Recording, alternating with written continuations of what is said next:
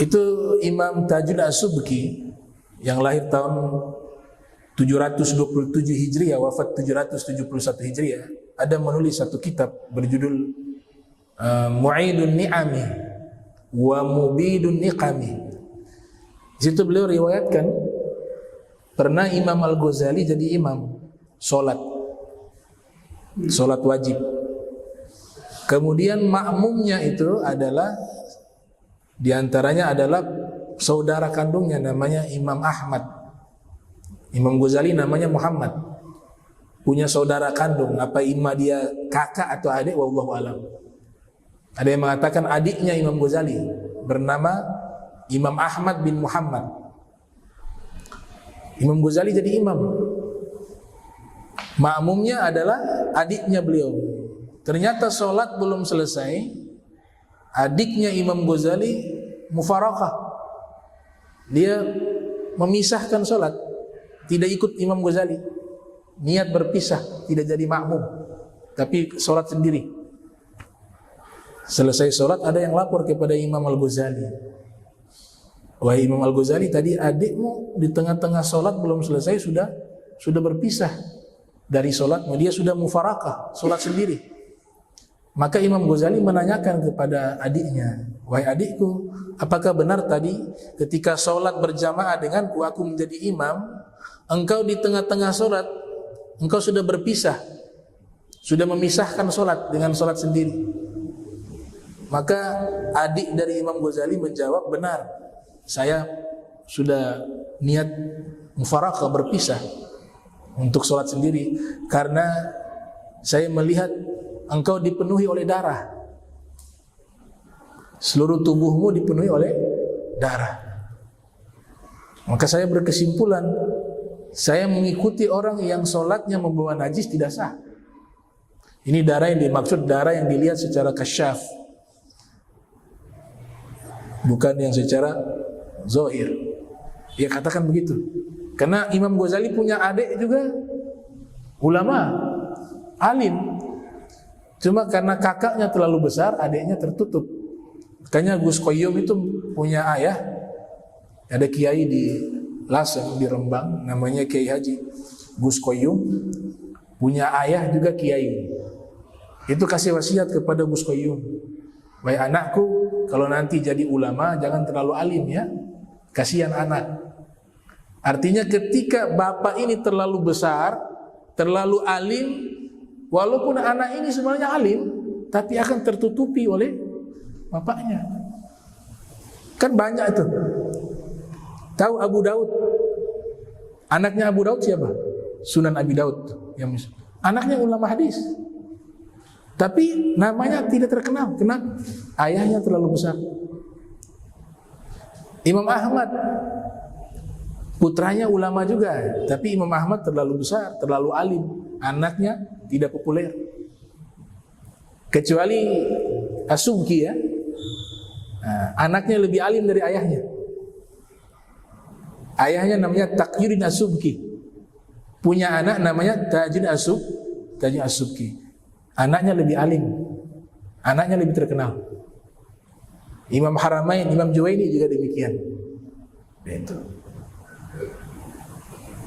Nah, Imam Ahmad ini alim. Imam Ghazali punya adik ini alim, cuma Imam Ghazali terlalu besar, terlalu alim sehingga adiknya tertutup, kealimannya tertutup. Dan adiknya seorang wali min auliyaillah. Makanya adiknya mengatakan, saya niat mufarakah, berpisah dari sholat, karena saya lihat sekujur tubuhmu penuh dengan darah, dan engkau sholat dalam keadaan membawa najis, itu tidak sah. Imam Ghazali renungkan ucapan adiknya. Ternyata benar, Imam Ghazali sedang memikirkan satu bab fikih mengenai haid, terbawa sampai dalam sholat. Imam Ghazali kan punya kitab fikih. Jadi kalau kita baca kitabnya Imam Nawawi, kitabnya Imam Rafi, Fathul Ajiz ala Syarhil Wajiz, itu mereka mensyarahkan dan menjelaskan kitab-kitab Imam Ghazali. Namanya Al-Wajiz. Kalau Fathul Aziz itu karya Imam Rafi, itu mensyarahkan kitab Al-Wajiz karya Imam Ghazali. Said Muhammad Murtada Az-Zabidi mengatakan dalam kitab Ithaf, beliau mengatakan law kana al-Ghazali nabiyya lakanat mu'jizatuhu wajiz. Seandainya Imam Ghazali ini jadi nabi, maka mukjizatnya adalah kitab Wajiz. Itu kitab fikih. Al-Wajiz, Al-Wasit, Al-Basit. Itu kitab fikihnya Imam Ghazali. Saya pernah baca. Tebal juga.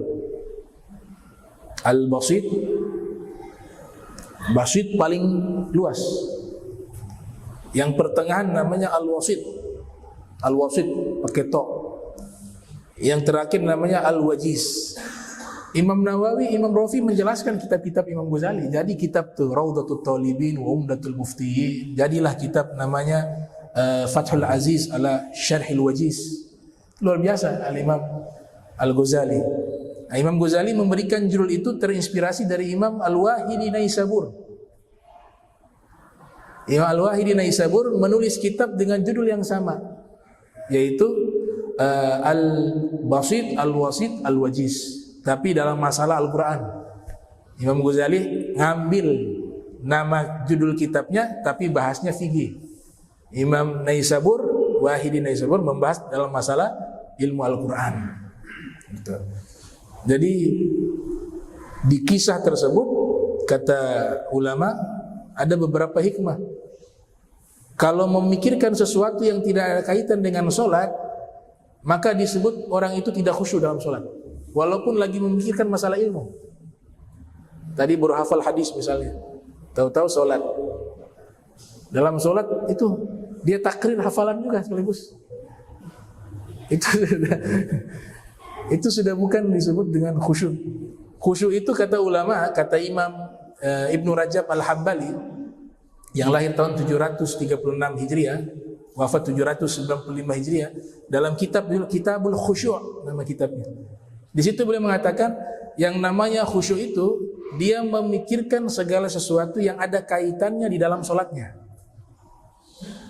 Misalnya bacaan Al-Quran, dia baca sambil memahami maknanya. Kata beliau sudah masuk khusyuk juga, walaupun ada level-levelnya.